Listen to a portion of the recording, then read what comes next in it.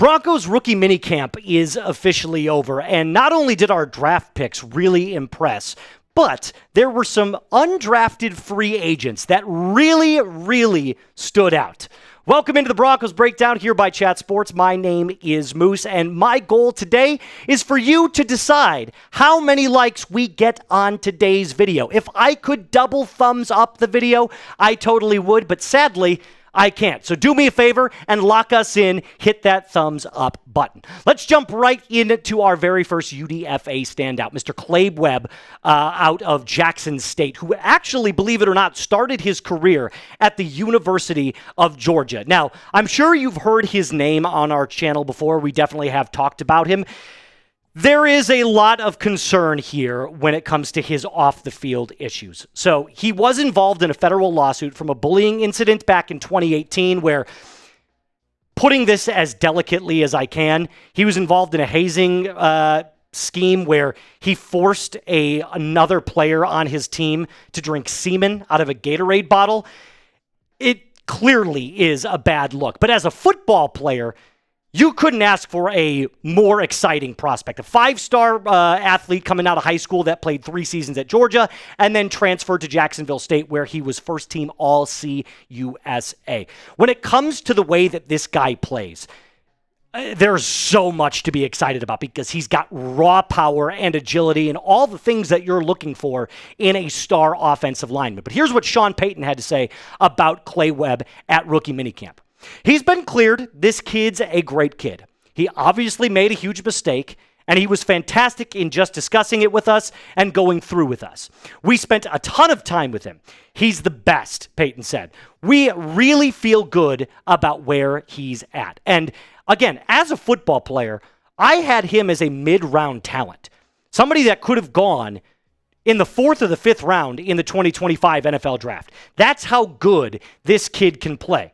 He absolutely deserved to be drafted. And at Jackson State, his on-the-field performance was very impressive. He played in 14 games, total of 915 snaps, and his run and pass blocking grade were both very serviceable. Now, he is a better run blocker than he is a pass blocker, but the good news is that if he were to make the 53-man roster, he wouldn't be a tackle. He would end up playing guard or center. He's got the versatility to be an interior offensive lineman.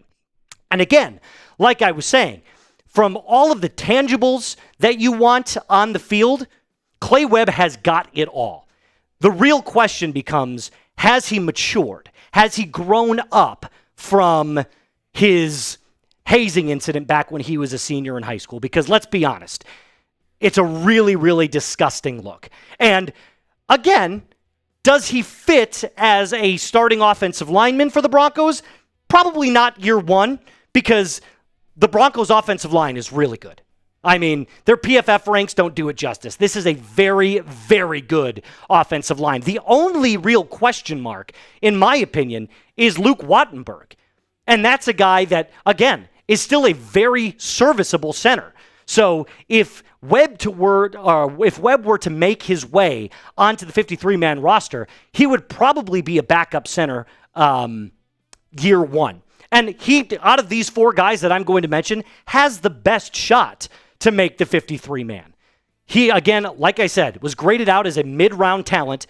It's just the off-the-field issues that we have concerns about. But as a football player, I really like what he produced in rookie minicamp. So I'm going to ask you this question. Where do you rank the Broncos offensive line in the NFL? Let me know in the comment section below. I'm going to stake my claim, and I'm going to say it's top 15, probably closer to 10, but somewhere between that 10 and 15 mark. I'll say I'll split the difference. I'll go 12 with you right about now. Hopefully they can get into the top 10 here in 2025. Our second guy, Kyrese White, the wide receiver out of Utah State, and this dude has had some serious buzz going about him the last couple of days.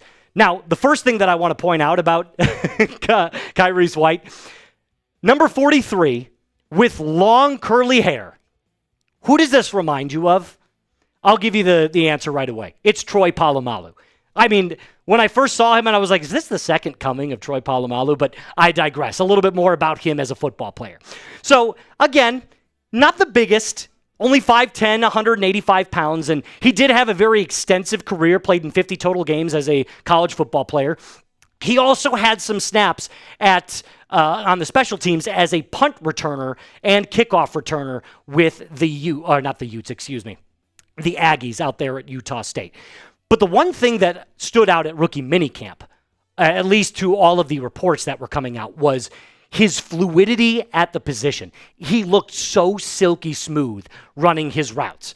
Now, you can look the part, and you can have quick feet and have great leverage and understand your positioning, but does it translate onto the field? That's going to be the biggest question. And his last season at Utah State left a lot to be desired. These aren't great numbers, especially for a program that isn't really known for developing all of the greatest NFL prospects. The most notable one was Jordan Love, who came out a couple years back when he was drafted by the Packers. Outside of that, you can't really name any big-time star players coming out of Utah State. Now, the one particular, I guess, position that I could see White end up taking would be a gunner on special teams. And if you don't know what that is, it's the guy that lines up on the outside and just runs down any punt or kick returner. I think he could absolutely make a name for himself there. He ran a 4.5 40 at his pro day, so he's got the speed to get down the field, albeit not a 4.3 guy or a 4.4 guy, but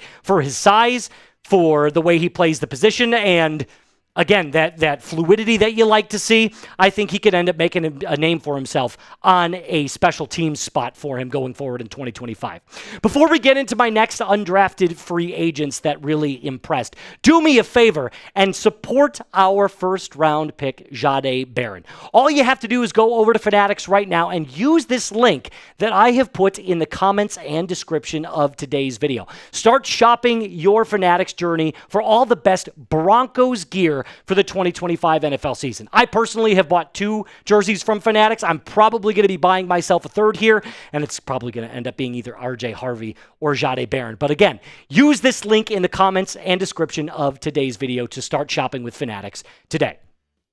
Our third UDFA standout, Jordan Turner, the linebacker from Michigan State, played a little bit of outside linebacker at Michigan State, and believe it or not, started his career also in the Big Ten at Wisconsin. So I've actually heard a little bit about this guy.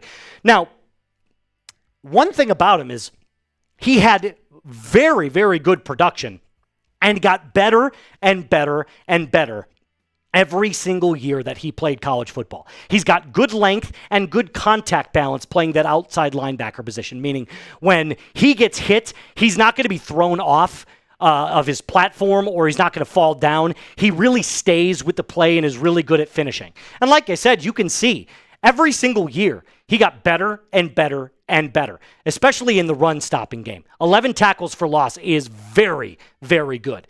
So again, productive in college, a guy that maybe doesn't have the athleticism that you're looking for quite yet. He's not the fastest, ran, I believe, almost a 4.8. Doesn't have the explosiveness that you're looking for. And with how good the Broncos' defensive linebacking room is, I don't see him finding his way onto the field. That's just the truth. But could he be a good practice squad player?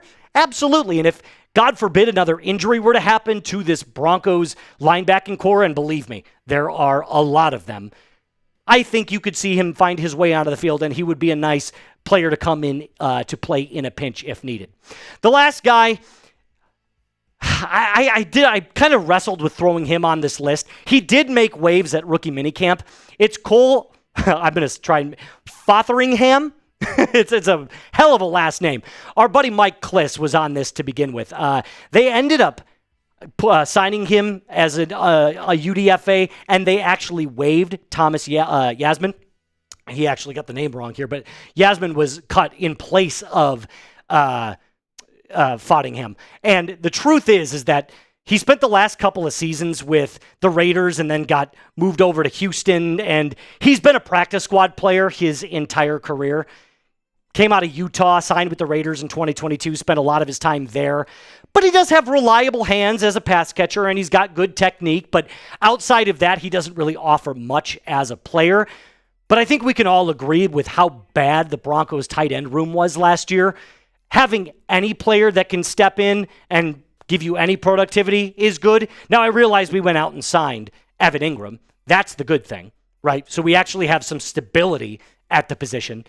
But Troutman wasn't good last year. Kroll wasn't good. And Yasmin just got cut.